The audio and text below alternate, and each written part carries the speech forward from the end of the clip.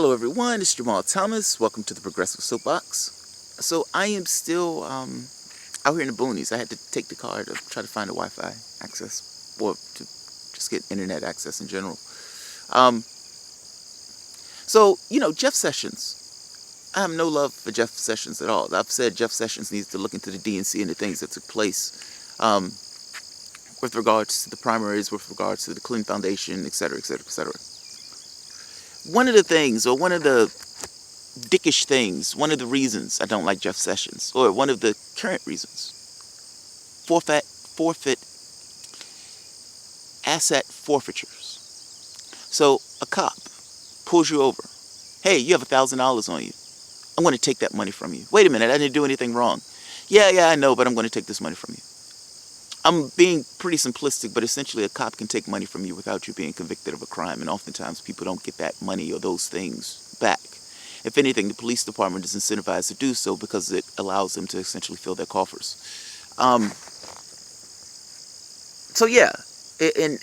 that's a dickish thing to do. That's an illegal thing to do. That's a gross, disgusting thing to do. You know what's wild about this? Guess who also is backing this? Conservatives. There's some conservatives that say, hold on, this is bullshit. This is not what we say when we're talking about small government. You actually have some conservatives that actually believe in the small government thing, at least in this capacity, saying, no, it's bullshit to have the cops to be able to willy-nilly take citizens' belongings, particularly when those citizens haven't done anything. And if you can't necessarily prove those people did anything, look, it's one thing if you can associate it with a crime and you take the person to court. That's one thing.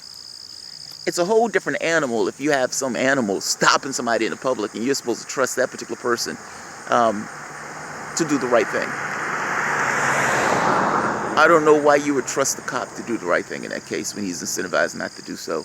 I don't know why people trust cops in general, if I'm being honest. But guess what? Guess who else is for this thing? We've arrived in an odd place in politics. We've arrived in an odd place. And I know these people say, oh, don't deal with the right. Don't deal with the right. The right is in the struggle saying, some parts of the right saying, wait a minute, this is bullshit. We don't want cops having this ability to do this. Guess who's also in bed for this? Meaning, guess who's also thinking that that asset forfeiture is just fucking awesome. That cops should be able to take stuff from civilians or from people who are minding their own business. Even if you think those people did something, that's kind of besides the point. You yourself are somewhat susceptible to the same policies that you yourself are saying it's okay for somebody else. You're thinking that this is purely related to other. This also relates to you. This also relates to you. Kamala Harris. Kamala Harris. Jeff Sessions is the new Kamala Harris. The Democratic hopeful, the one who's been smoozing it up with the Hillary supporters or with the donors trying to get her money in order to run for 2020. Look, I've said it before that the conversation, there's a meta-narrative that goes on in politics. Yes, you have this minutia struggle, people talk about this and that in order to kind of, these tactics of sorts, they kind of get positions or whatever, to try to tar an opponent, to try to get whatever. There's a meta-narrative here, though. Understand the money in politics thing.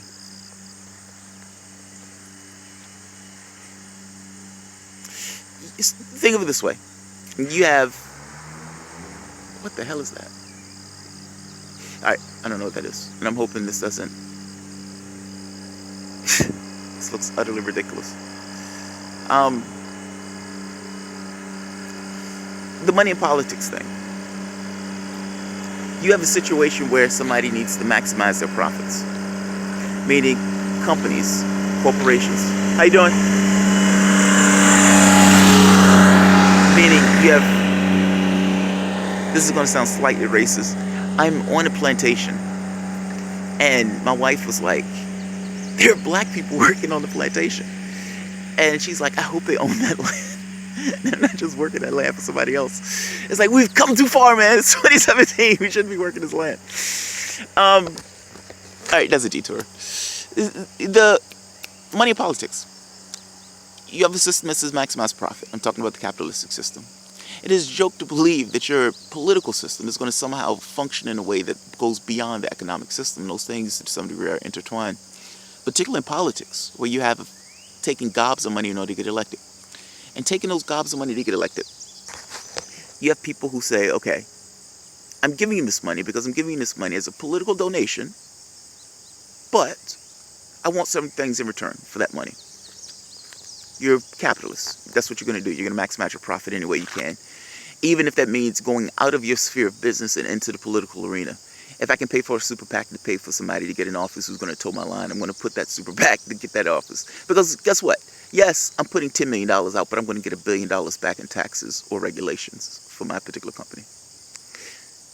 Now, the meta-narrative here is, if that's true, which it is, and if the meta-narrative says these people are leaning a particular way based upon the people who are paying them, what happens when you can't get elected? What happens when you no longer can get elected? Meaning, what's the situation where somebody puts up a Hillary Clinton, they put up a Donald Trump has a 40% approval rating, the assumption being that Hillary Clinton is a shoo-in because Donald Trump is a goddamn disaster, and Trump wins. Meaning, the tactics that the Democratic Party was using for the past 20, 30 years have gone bust. House, Senate, Supreme Court, you've heard me say it before, 66 out of 99 state legislatures, they've lost like 1,000 seats throughout the country. What takes place when you can no longer get elected? Meaning these right-wing Democrats who no longer toe the philosophical basis of the party. What happens? The point I'm making to you is, at some point, Democrats are going to have to deal with their plutocrats. To people who are essentially paying them. And they're going to have to go to those people and say, look, we can't get elected. We can't get in office. We can't toe that particular line. Yes, Obamacare at that time was the best that we could do because we had to deal with our donors. We had to deal with the people who were giving us money. But you understand that we can't get elected using those policies anymore. What are you willing to give us? And continue to give us the money. Meaning the meta-narrative in this is still rich versus poor. What you're talking about is a class struggle. There are elements to this class struggle, of course, in regards to race and everything else, but those racial distinctions were schisms that were created in the society, and those schisms are embellished, particularly in times of economic stress. What we have is a situation where party members, well, people like Kamala Harris, they would look at her and they would say, yeah, she's just about right. Now, in saying just about right, they're acknowledging something of saying, okay, we think that we can get the public to buy into this much. It's almost like a business deal. What's the least amount that we can give the public and the public will be willing to accept? So under Obama, the least amount the public was willing to accept was Obamacare. Okay, these people are bitching about healthcare. Yes, this guy wants to do something about healthcare. But there are going to be limits in regards to what you can do to healthcare and continue to get our support and our cash. I hope that makes sense. Like, I'm making this point that you could come out and say, yes, we're going to do Medicare for all, but you're going to lose donations from this kind of medical establishments of sorts. Now, what you may be able to sell is, look, I need you to give me your support. I could get elected. Yes, I'm going to pass this legislation, but no, I'm not going to go too far in this particular legislation. So you're essentially having a conversation with the plutocrats to try to be this intermediary between this is the least amount we can sell to the public and continue to get their funding and their particular support. The conversation, the meta-narrative that takes place in politics is still a class struggle. Racial dynamics, all these other dynamics are sub-factors of the overarching structure of the means of production. Not just the means of production, how funds, how resources are allocated in our particular society. The people with these small numbers of people who've accrued massive amounts of profit. If those people want their interests met, they have to essentially give up something, just like you're doing some kind of advertisement to get people enticed. In this particular case, it's just in the political sphere. The politician, if he wants to get elected, needs to get that money from those people based on our current political system. And at the same token, he needs to find some way to sell that to the public. The conversations between the public, meaning the 99% and the 1%. Your politician is a conduit between that conversation. mainly because it takes money to get those people elected. If you take money out the political process, then you have a more honest and fair politics that are actually about ideas. So I'll leave it at that. Kamala Harris is a train wreck. She would not get my vote. Scorched earth. You get my vote when you represent my interests. And if you're supporting asset forfeiture, meaning if you're talking about allowing some random cop on some random night to steal property of some random citizen that hasn't done a goddamn thing, that's a problem.